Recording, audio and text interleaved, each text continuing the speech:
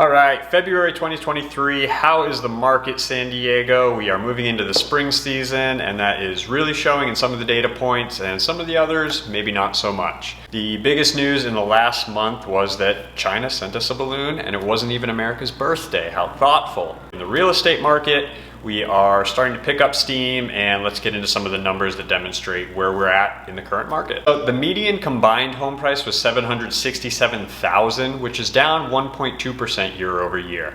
Now, if you isolate and take out detached homes, the median detached home price was $849,000, which was also down about 3.2% year over year. So now this is the first time in a long time that year over year it was actually negative. And though it's just a little bit, it demonstrates that we are still coming down off those peaks of high spring season. April, May was really the peak of the market. If you look at the median detached home price from peak to where we are right now, we are down 15% off of that high. The median detached home price in April, May of last year was $1 million. And again, right now it's $849,000, let's say $850,000. So there has been a correction in those prices.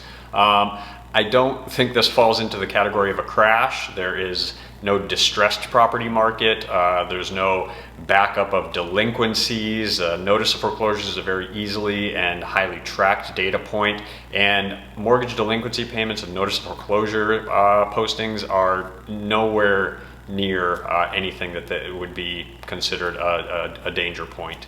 And now also, if you look at the list to sold price ratio, that's at 96.1. So that's, where the offers come in as opposed to where the listing price is. So that was down to like the high 95% last month, and it had come down off of 107% in the high season again of last year in April, May. So it's came down quite a bit, now it's ticked up slightly. So that really kind of found its floor right around 95, 96%. So we'll see how that continues to fare as the market picks up steam as it normally does through spring and into summer this year. That's what really can put upward or downward pricing pressure on homes. So now that we found that floor around the high 95% of the list to sold price ratio, it's ticked back up slightly, 96.1%. We can see we'll have to see where it goes from here. And days on market is up again as well to 42 days on market on average. And so that was at some point last year right around 15 to 16 days on market where homes were just flying. The first weekend on market, they were gone, multiple offers. Now it's all the way up to 42 days on market is the average.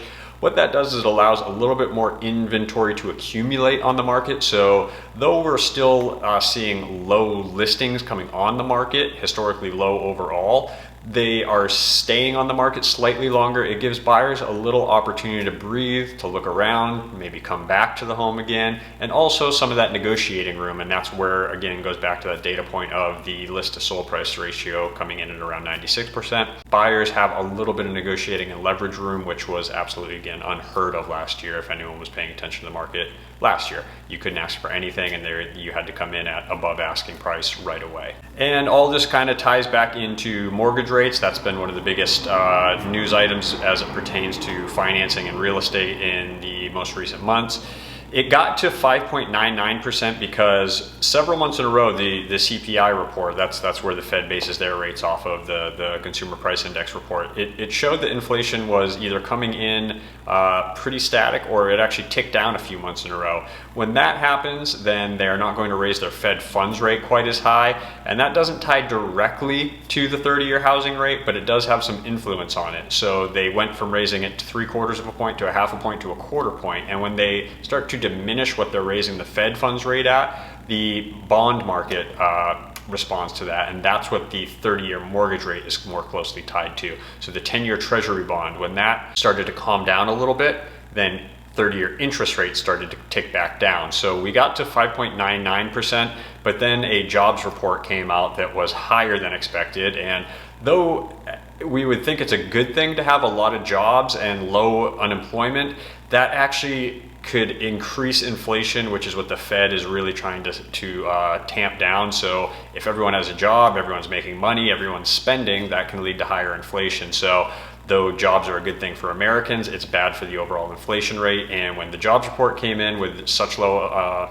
unemployment, that sent the 30-year interest rate back up to about 6.5%.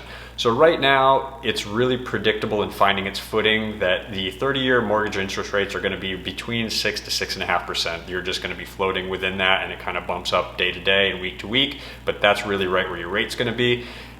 Going back again to the fact that buyers have a little bit of leverage, a little bit of negotiating room right now, that's where they should try to find a little bit of room for the seller, asking for a seller concession to possibly buy down that rate 1 or 2 points. And because the mortgage rates are stabilizing, in early January it was reported that mortgage applications were up about 28 to 30%. Now what that's going to do is, that's what's called a leading indicator, meaning more people started to get pre-approved for homes again coming out of the winter season, heading into the spring season. That's going to create more market activity, higher showings are on record, and what that's going to also trickle down into is more offers, more buyer activity. So again, as we move into spring, summer, things will get busier again. I think we found a nice little slow lull through the late fall into the winter. I do think activity is going to pick up quite a bit this spring and into summer, especially in the San Diego market. So if you're a buyer, keep that in mind.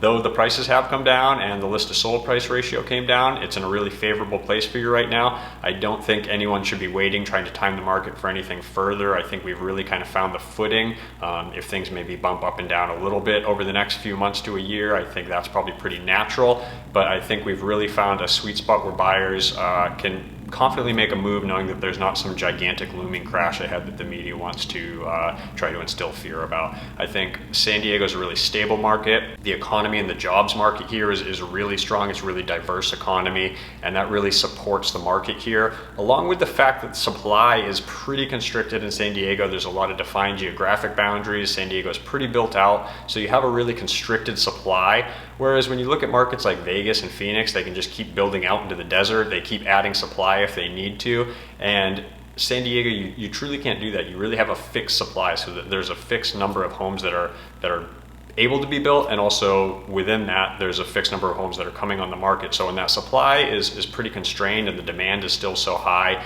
we're going to have a very stable market, and it's going to probably start picking up steam again as we head into spring and summer again this year, I think. And please let me know if you have any questions or if there's anything else you'd like to hear about. I'd love to talk to you. Thanks.